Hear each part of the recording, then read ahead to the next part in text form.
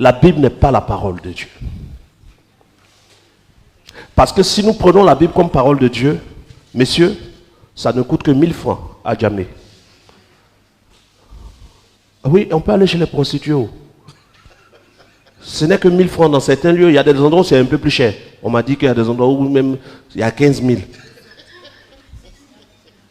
Parce que si vous canonisez le livre, vous dites que c'est la parole de Dieu. Or, Dieu, on ne discute pas avec lui, on obéit à ce qu'il dit.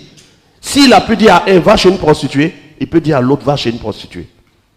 Il est le même hier, aujourd'hui et éternellement. Donc, il y a un problème. Ensuite, quand vous prenez le livre de Jean, chapitre 1, au commencement était la parole.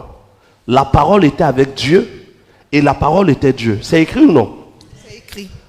La Bible a commencé au commencement ou la Bible est venue après? La Bible est venue après. Donc la Bible n'est pas la parole de Dieu du commencement. La Bible n'est pas la parole de Dieu. Dieu, toutes choses ont été faites par elle, oui ou non? Rien de ce qui a été fait n'a été fait sans elle. Sans elle qui? La parole de Dieu.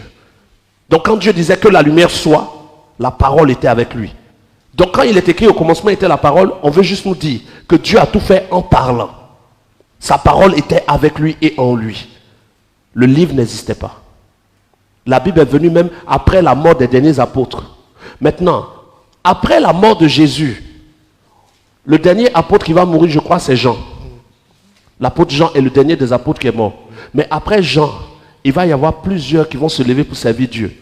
Paul, par exemple, n'a jamais vu Jésus physiquement. L'apôtre Paul, vous connaissez l'apôtre Paul, il n'a jamais vu Jésus physiquement.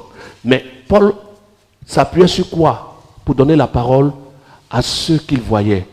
Au temps de Paul, la Bible n'existait pas.